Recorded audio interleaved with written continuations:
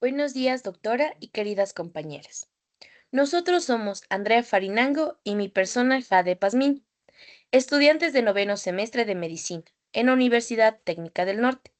Hoy vamos a hablar sobre los trastornos de la conducta alimentaria, enfocados principalmente en anorexia nerviosa.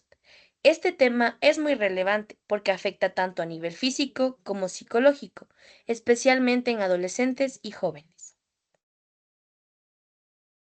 La anorexia es un trastorno de alimentación caracterizado por un miedo intenso a subir de peso, rechazo a mantener un peso normal y una imagen corporal distorsionada.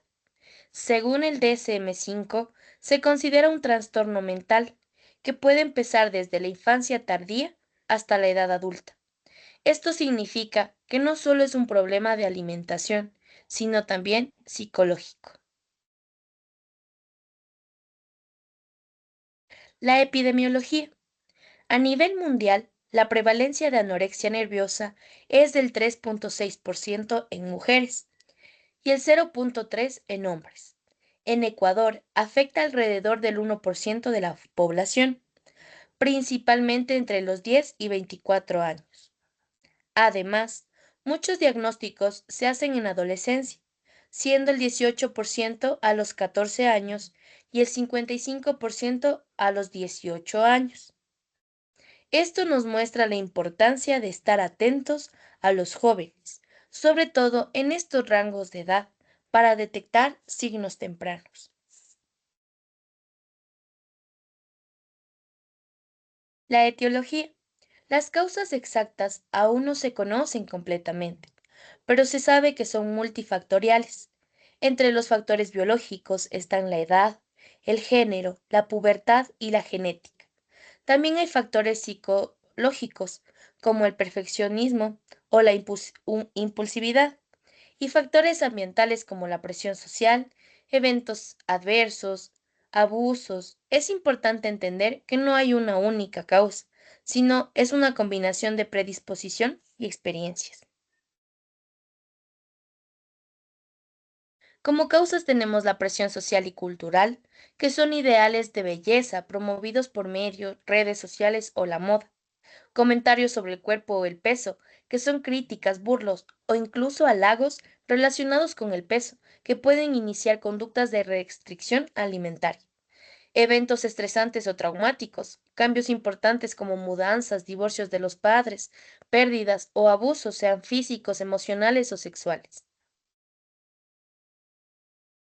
Inicios de dietas restrictivas, cambios importantes como mudanzas, el perfeccionismo o necesidad de control, que muchas personas con anorexia tienen rasgo de personalidad perfeccionista, obsesiva o autocrítica. Influencia familiar, familias muy controladoras, exigentes o con historial de trastornos alimenticios también pueden influir.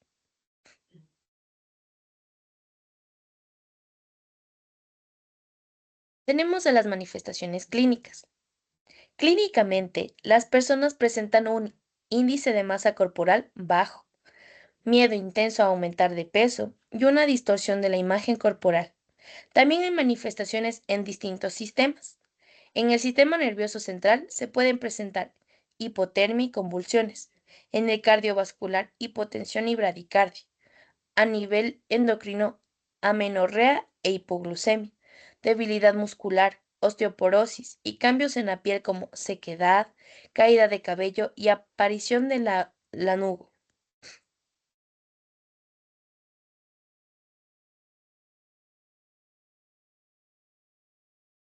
En el diagnóstico se basa en la historia clínica, donde evaluamos las conductas alimentarias, el ejercicio, las preocupaciones por el peso y la imagen corporal, y el contexto familiar y social.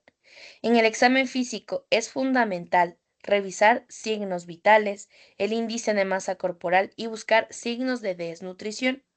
Además, utiliza el cuestionario SCOFF, que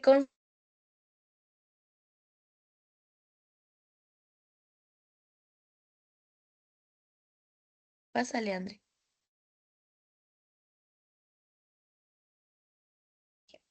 Este cuestionario SCOFF, si la persona obtiene 2 puntos o más, se considera probable la presencia de anorexia o bulimia nerviosa. Sin embargo, en hombres puede ser menos precisa. Y aquí tenemos la modalidad de detección más utilizada para trastornos alimentarios. Es un cuestionario breve, tiene limitación importante, menor precisión en hombres, como les había mencionado, y puede complementarse con la pregunta: ¿durante los últimos 3 meses ha tenido algún episodio de alimentación excesiva?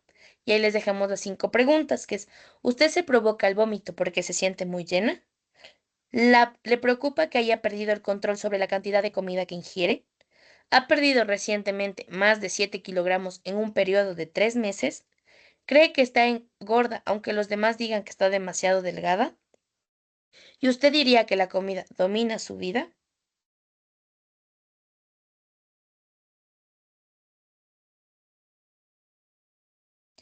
Luego tenemos que según el DSM-5 se diagnostica anorexia cuando hay restricción de la ingesta, un índice de masa corporal bajo, miedo intenso a ganar peso y alteración de la percepción corporal. En menos de 20 años se usan percentiles y en mayores de 20 años un índice de masa menor al 18,5. También se evalúa el grado en el que el peso y la figura afectan la autoestima y la negación de la gravedad del bajo peso. Este enfoque ayuda a estandarizar el diagnóstico. Y tenemos los diferentes subtipos. La anorexia se clasifica en dos subtipos: la restrictiva, donde el control del peso se da mediante dieta, ayuno y ejercicio excesivo, y el tipo de atracones, purgas, donde hay restricción alimentaria combinada con episodios de atracones y purgas en los últimos 3 meses. Esta diferencia es importante para decir el enfoque terapéutico. Y tenemos al tratamiento. Este requiere un modelo integral e interdisciplinario. Se debe evaluar al paciente de forma semanal y contar con atención médica y psicológica, así como interconsulta con nutrición. El tratamiento puede ser ambulatorio si el caso es manejable y el paciente tiene una evaluación y una evolución favorable. Sin embargo, si hay complicaciones o recaídas, se debe referir a nivel de atención mayor. Es fundamental considerar no solo la recuperación física, sino también la salud mental y social del paciente.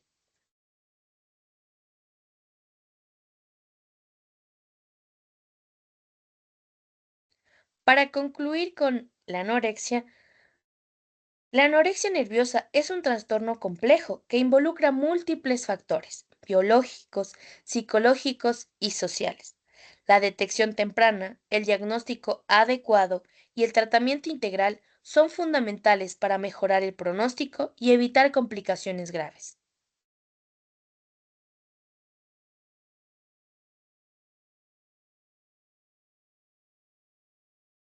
Ahora voy a hablarles acerca de la bulimia.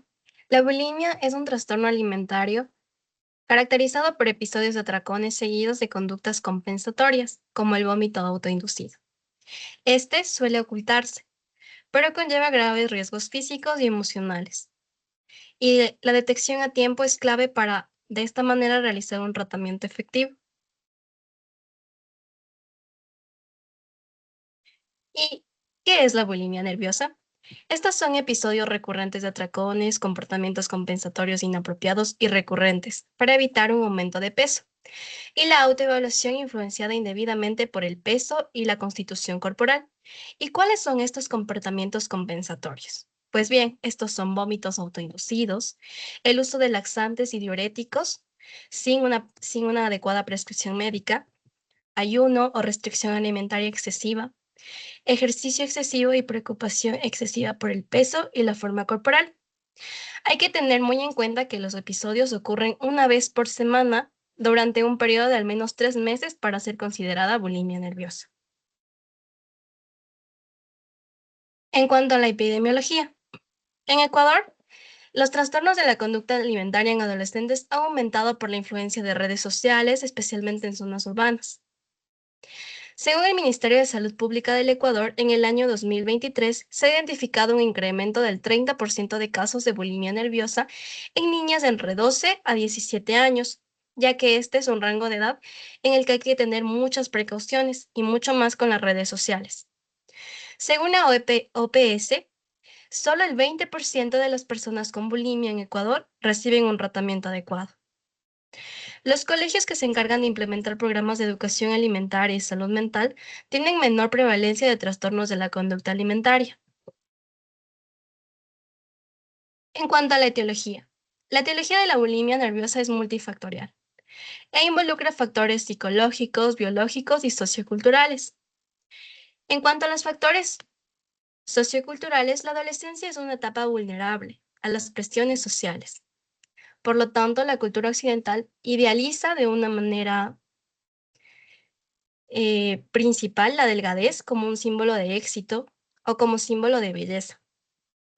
Entonces, el deseo de delgadez y la insatisfacción corporal surge desde edades muy tempranas y ahora mucho más con el uso de las redes sociales.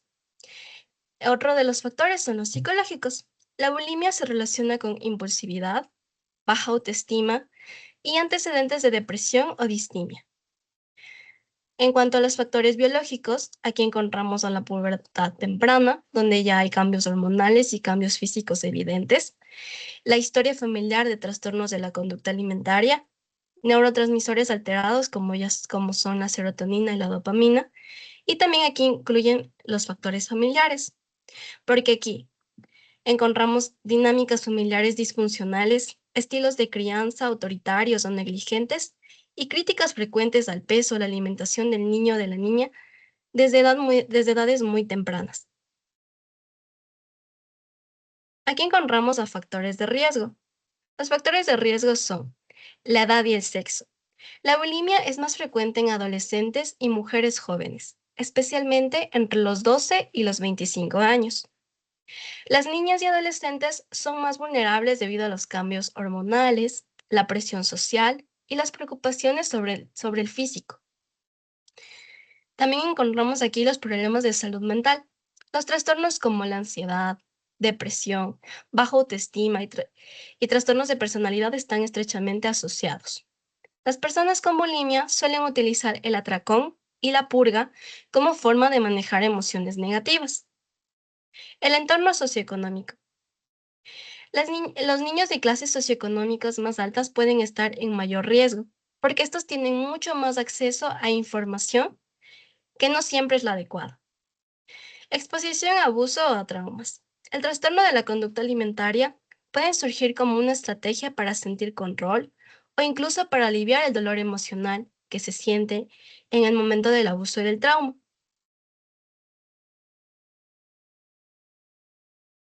En cuanto a las manifestaciones clínicas, aquí encontramos los signos físicos y signos conductuales, en donde los signos conductuales son mucho más importantes. Pero vamos a empezar con los signos físicos. En estos vamos a encontrar erosión del esmalte dental, gracias a los vómitos autoinducidos, dolor de garganta, infecciones frecuentes, igual por los mismos vómitos autoinducidos, deshidratación, problemas gastrointestinales como el dolor abdominal, el estreñimiento o la diarrea, debilidad muscular, alteraciones menstruales en adolescentes, piel seca y caída de cabello. Los signos conductuales: atracones frecuentes de comida en poco tiempo y escondidas, vómito autoinducido, obsesión por el peso, la figura corporal y la dieta, uso excesivo de laxantes o diuréticos, práctica excesiva de ejercicio, ansiedad, depresión, sentimientos de culpa o incluso de vergüenza, aislamiento social y cambios de humor. El diagnóstico. Hay que tener muy en cuenta que este debe ser temprano y oportuno. Para esto realizamos una buena historia clínica en la que se indaga sobre hábitos alimenticios, antecedentes familiares de trastornos de conducta alimentaria, evaluación de episodios de atracones y de purgas. En el examen físico, tenemos que tener mucho cuidado en los signos vitales y en el estado nutricional de la paciente o el paciente. Los exámenes complementarios, la química sanguínea, en la que se manda a hacer estudios de electrolitos, glicemia y la función renal, y la evaluación odontológica, que es muy importante. El diagnóstico. ¿Cómo se va a hacer el diagnóstico? Mediante los criterios ID. El ID Es prácticamente un cuestionario psicológico que consta de 14 preguntas y se va a utilizar para detectar conductas y actitudes anormales hacia la alimentación. Este sirve como una herramienta de cribado temprano, para de esta manera identificar a personas con riesgo de desarrollar bulimia o que ya presentan comportamientos propios del trastorno. También este tiene la función de apoyar a profesionales en el diagnóstico y en el seguimiento del tratamiento y evalúa aspectos como miedo intenso a engordar, restricción alimentaria, atracones y purgas y preocupación excesiva por el peso y por la figura.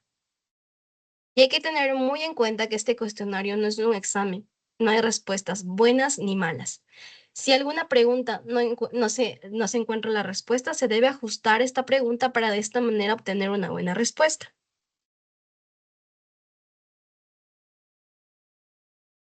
Aquí encontramos los criterios de DSM-5 para catalogar a la bulimia nerviosa, que consta de 5 criterios. El primero son episodios recurrentes de atracones caracterizados por ingerir una cantidad excesiva de alimentos en un periodo discreto y una sensación de falta de control sobre la alimentación durante el episodio. 1. No puede dejar de comer o controlar qué o cuánto está comiendo. El segundo criterio son comportamientos compensatorios inapropiados, recurrentes para prevenir el aumento de peso, como el vómito autoinducido, el uso indebido de laxantes, diuréticos u otros medicamentos, ayuno o ejercicio excesivo. El tercero es los atracones y los comportamientos compensatorios inapropiados ocurren, en promedio, al menos una vez a la semana durante 3 meses. El cuarto es, la autoevaluación es injustificable influenciada por la forma y el peso del cuerpo. Y el último es, la alteración no ocurre exclusivamente durante episodios de anorexia nerviosa. Aquí es importante especificar la remisión y la gravedad. La remisión, esta se clasifica en una remisión parcial y en una remisión completa. La parcial es aquella que, después de que los criterios completos se cumplieron previamente, algunos, pero no todos los criterios se han cumplido durante un periodo prolongado de tiempo. Y la completa es que, después de que se hayan cumplido los criterios completos, ninguno de los criterios se ha cumplido durante un periodo prolongado de tiempo. La gravedad, aquí se clasifica como leve, moderada, severo y extremo. Leve, un promedio de 1 a 3 episodios de conductas compensatorias inapropiadas por semana. Moderada, un promedio de 4 a 7 episodios de conductas compensatorias inapropiadas por semana. Severo, un promedio de 8 a 13 episodios de conductas compensatorias inapropiadas por semana. Y el extremo, que es un promedio de 14 o más episodios de conductas compensatorias inapropiadas por semana.